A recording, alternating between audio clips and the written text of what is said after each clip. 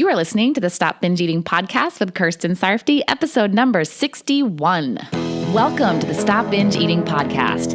It's time for you to end your food obsession and begin feeling confident and in control around food. You are absolutely capable of eliminating binge eating from your life, and I'm going to show you how by giving you simple tools and insights that you can apply in your own life.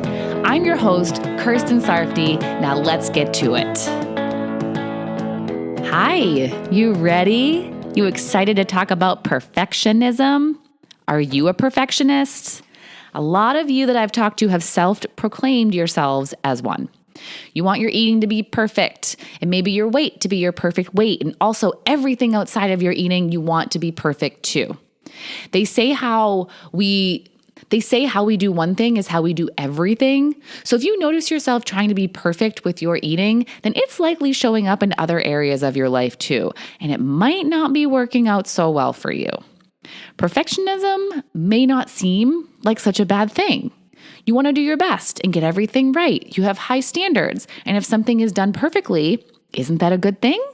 Sure, but how often is perfection an attainable goal? Sometimes, maybe even often, it is attainable. You can follow your plan exactly. You can have a perfect week of no binges and no overeating. It's all possible, but how likely is it that it will always be this way? Every once in a while, I ask a client how their week was, and they'll tell me it wasn't perfect, as if that's what I was hoping it would have been. But I never do. I never expect their week to be perfect. They're working on a big goal, and with big goals come big fails along the way. It's just how it goes most of the time. And my question for them is, were they expecting perfection? Is that what they were striving for? And if so, how do they feel about it not being perfect? Now, before I go any further, I want you to think about what eating perfectly means to you. Does it mean eating healthy, whole, natural foods all the time and never having a joy food and never overeating? Or does it mean all of that except you allow yourself a joy food once a week? Does it mean eating according to your plan, whatever it may be, and never veering off of it? Does it just mean no binging, no overeating? Really think about this. If you're going to strive for perfection, what is it that you're striving for? And most importantly, is it what you really want? And is it attainable?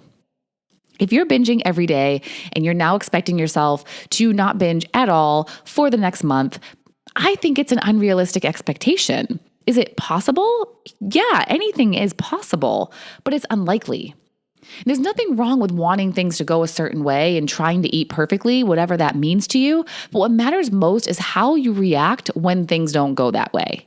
Do you fail with grace, forgiveness, and curiosity, or with self-loathing, guilt, shame, and regret? There's 3 moments when perfectionism shows up: before you do something, while you're doing it, and after you're done. And if all goes perfectly, then we don't have an issue. If not, well then, let's talk about what happens. And let's start with before. Here, you don't even know how it's going to go at all, but you may fear that it won't get done perfectly. You may fear that you're going to mess up and that it's not going to be a success, that you're not going to be able to eat perfectly. So much fear about what's going to happen and fear of failure. And what do you do here when you feel that fear? You freeze. You don't do it. You procrastinate. You put off starting. It's so crazy because in your attempt to not fail, you still end up failing. Instead of failing at doing, you fail at starting. And with either, you're failing at finishing. This is one place where the all or nothing thinking shows up. If you think you can't do it all perfectly, then you don't do it at all. So your options are perfection or complete failure. That's it. There's nothing in between. So if it's not perfect, it's a failure. And to you, failure is a bad thing. You make it mean bad things about yourself as a person and your capabilities instead of just seeing it as a bump in the road, an obstacle that needs a strategy to overcome. This is something I see happen often when people have an event, a party, or a vacation that's coming up. They figure that that thing will mess up their perfect eating streak. So they decide that instead of starting today, they'll start after. Have you ever decided to begin a diet after a vacation instead of the week before? Any kind of progress is progress. So why not make some progress in the few days that you have before the thing happens? And also, how do you know that the thing will be such a disaster? What if you decided to eat well at the event party or on vacation, and you actually did it. I went away for a few days with my family a few weeks ago, and the whole time I was there, I ate pretty much the same way that I eat when I'm at home. I didn't go crazy with bread and desserts and alcohol and snacks. I said no to cornbread at breakfast when everyone else was eating it and said no to beer when everyone else was drinking it. And it was all because I had decided that my eating on that vacation would be no different than my regular life. Did I feel some desire and little urges to eat off my plan? Yeah, sure did. But I allowed them and I honored my commitment. These things don't have to lead to eating poorly. They don't cause you to eat poorly. You do. You make that decision to do it. So you can decide not to. And also, things come up all the time. There's always going to be something going on. So you have to learn to not only go through these experiences without letting go of your goals and ideal eating habits, but also to be okay with yourself if you do happen to make the choice to overeat or binge. If you are okay with it and don't make it mean that all your previous work was for nothing, then you can start working on yourself and your habits anytime. No waiting necessary. Perfection can be paralyzing when you're not willing to be imperfect, when it's not okay to make mistakes and mess up or not have it turn out exactly as you wanted it to. Then there's the moment when you're in it, you have started, you're doing it, and something happens. That something means that the end result isn't going to be perfect. And here's the other place where the all or nothing thinking shows up. You set a goal, made a plan, and you refuse to accept anything short of perfection. So if perfection isn't possible, then you choose a complete failure instead. Give up and start again tomorrow. You think if you can't do it perfectly, then there's no point in continuing to try. You ate 2 extra cookies. Now your eating won't be perfect for the day. So eat the rest of the cookies and get back on plan tomorrow. Tomorrow will be perfect. Or you binged. Now your week won't be perfectly binge free, so you might as well just let yourself binge again whenever you feel like it and get back to work next week. Next week will be perfect. You feel dissatisfied by what you did, so you give up on trying. You self-sabotage and again, choose complete failure over doing something somewhat imperfectly. When your goal becomes unattainable and you have the option of finishing somewhere in the gray between your black or white thinking, you just go to black. And the third moment of perfection, the end. You finished, but it wasn't perfect. You think it wasn't good enough. You feel inadequate. You're not happy with it. You finish your day and you didn't eat perfectly. Now you feel down and disappointed. You beat yourself up for it. You're not good enough. You believe less in your capabilities and your confidence drops. And why? All because nothing but perfection is good enough for you. You think if it's not perfect, if it's not good enough, and if you're not doing it perfectly, then you're not good enough. Whether your perfectionism is showing up before you do things, while, after, or all three, the result isn't very good if things don't turn out as you'd like them to. Even if it does turn out well, there's a good chance that you're feeling some stress or anxiety throughout the process as you're concerned about everything turning out perfectly. You need it to be perfect. When it comes to your binge eating, you may not start doing the work because you're anticipating it all not going to plan and that you're not going to be able to eat perfectly. You may give up because you ate off plan, ate extra food, or binged once, and then you just throw in the towel and start over tomorrow instead of right now. You may beat yourself up and put yourself down and tell yourself you're not good enough and lose confidence. Being a perfectionist may not be working out in your favor. I remember working a job and I was so concerned about my boss thinking that I was a perfect employee. I wanted her to think highly of me and I didn't want to make any mistakes, not one. And one day I realized something. I was trying to be something that I wasn't. I was trying to be perfect and I'm not. I've made countless mistakes in my life, in all my jobs, in creative projects I've worked on, with my eating, with friends and family, all over the place. I am clearly not perfect.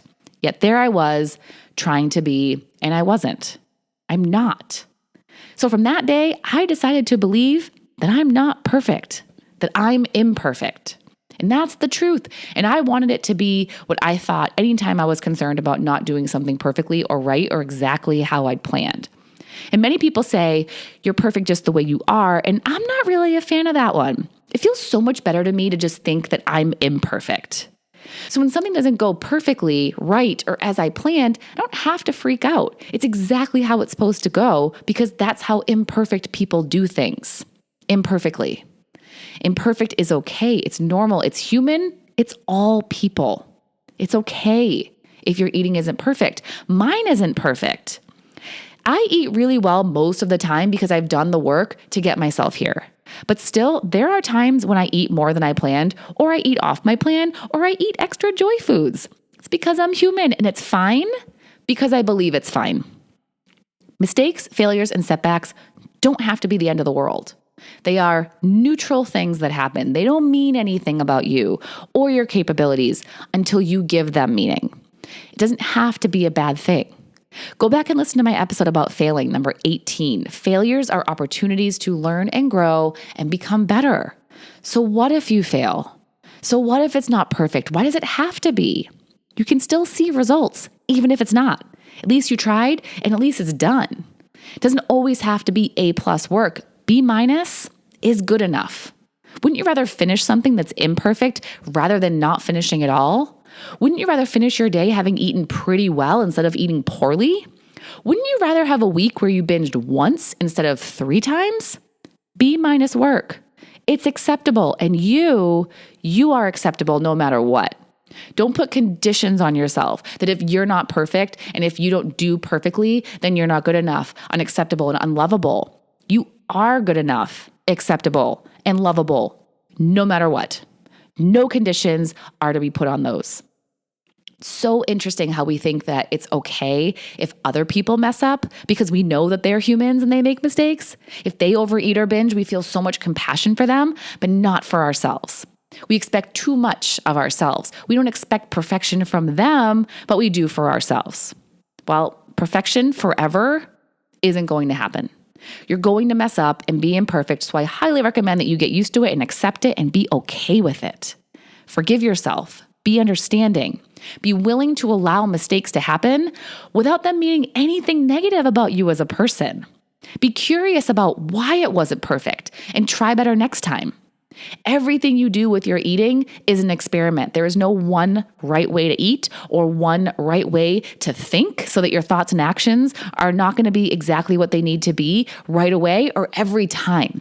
It's trial and error. With trials come errors. So when you aim for your unattainable goal, being perfect all the time, you're setting yourself up for a lot of disappointment.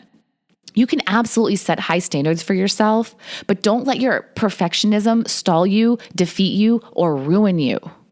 Let yourself just be who you are. You are an imperfect human, just like the rest of us. Now you go have a wonderfully imperfect week. Bye-bye. Thank you for listening to the Stop Binge Eating podcast. If you like what you heard today and you want more, go to coachkir.com/free. That's COACHKIR.com/free to get some awesome free stuff to help you stop binge eating.